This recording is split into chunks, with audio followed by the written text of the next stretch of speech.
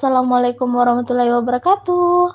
Halo semuanya, perkenalkan nama saya Yulia Nur Fadila dengan NIM 19505018. Saya dari jurusan Fisika, Program Studi Pendidikan Fisika, Fakultas Matematika dan Ilmu Pengetahuan Alam dari Universitas Negeri Manado. Baiklah teman-teman, kali ini saya akan membahas tentang hukum termodinamika. Selamat menyaksikan. Nah, teman-teman, sebelum kita melangkah ke video pembelajaran ini,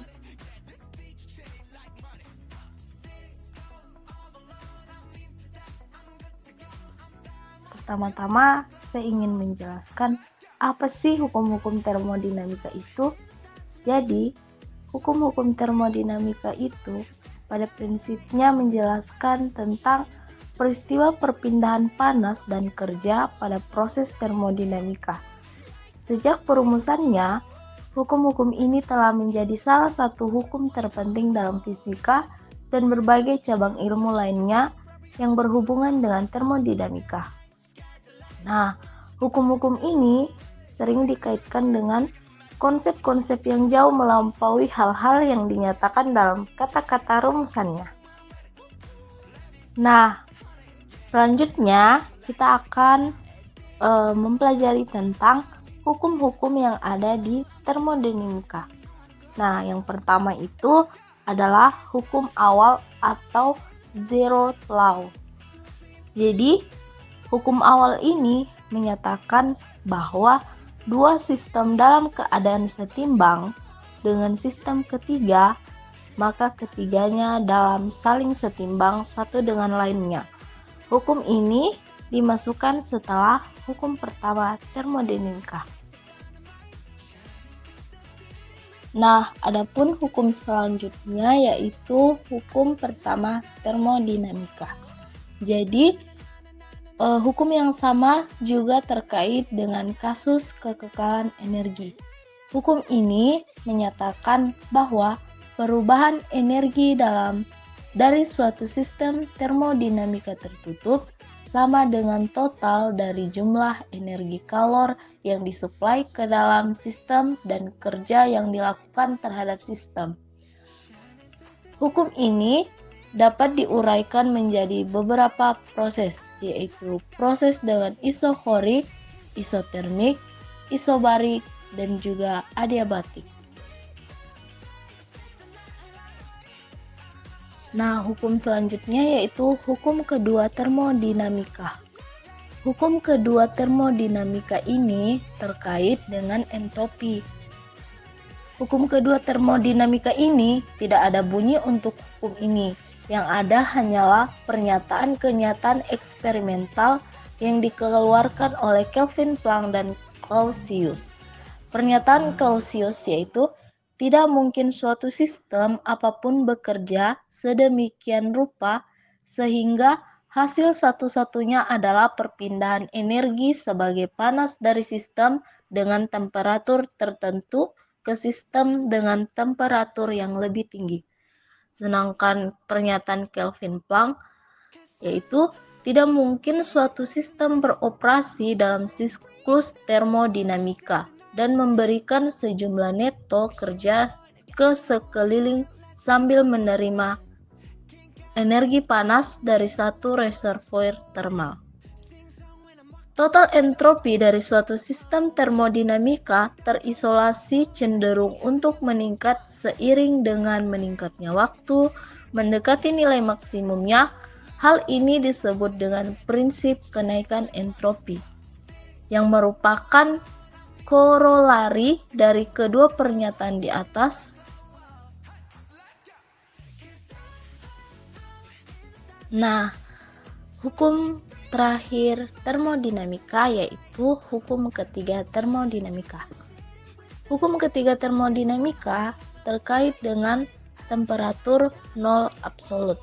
Hukum ini menyatakan bahwa pada saat suatu sistem mencapai temperatur nol absolut, semua proses akan berhenti dan entropi sistem akan mendekati nilai minimum. Hukum ini juga menyatakan bahwa entropi benda berstruktur kristal sempurna pada temperatur nol absolut bernilai 0. Nah, kita akan melanjutkan ke bagian sistem termodinamika. Sebelum itu, saya menjelaskan sedikit tentang apa sih sistem termodinamika itu. Sistem termodinamika adalah bagian dari jagat raya yang diperhitungkan. Sebuah batasan yang nyata atau imajinasi memisahkan sistem dengan jagat raya yang disebut lingkungan. Klasifikasi sistem termodinamika berdasarkan pada sifat batas sistem, lingkungan, dan perpindahan materi, kalor, dan entropi antara sistem dan lingkungan. Jadi, ada 3 jenis sistem berdasarkan jenis pertukaran yang terjadi antara sistem dan lingkungan. Nah, yang pertama yaitu sistem tertutup. Sistem tertutup ini terjadi pertukaran energi, panas dan kerja, tetapi tidak terjadi pertukaran benda dengan lingkungan. Rumah hijau adalah contoh dari sistem tertutup di mana terjadi pertukaran panas, tetapi tidak terjadi pertukaran kerja dengan lingkungan.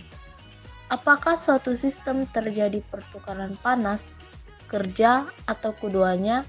Biasanya dipertimbangkan berbagai sifat pembatasnya. Yang pertama yaitu pembatas adiabatik. Pembatas adiabatik ini adalah tidak memperbolehkan pertukaran panas. Yang kedua yaitu pembatas rigid. Pembatas rigid ini adalah tidak memperbolehkan pertukaran kerja. Nah, yang kedua yaitu sistem terisolasi. Sistem terisolasi adalah tak terjadi pertukaran panas, benda, atau kerja dengan lingkungan. Contoh dari sistem terisolasi adalah wadah terisolasi seperti tabung gas terisolasi. Kemudian yang terakhir yaitu sistem terbuka. Sistem terbuka adalah terjadi pertukaran energi, panas dan kerja, dan benda dengan lingkungannya. Sebuah pembatas memperbolehkan pertukaran benda disebut permeable. Samudra merupakan contoh dari sistem terbuka. Jadi, dalam kenyataannya, sebuah sistem tidak dapat terisolasi sepenuhnya dari lingkungan karena pasti ada terjadi sedikit percampuran meskipun hanya penerimaan sedikit penarikan gravitasi. Dalam analisis sistem terisolasi, energi yang masuk ke sistem sama dengan energi yang keluar dari sistem. Jadi itulah penjelasan singkat tentang hukum-hukum termodinamika. Jika ada kekurangan, mohon dimaafkan. Wassalamualaikum warahmatullahi wabarakatuh.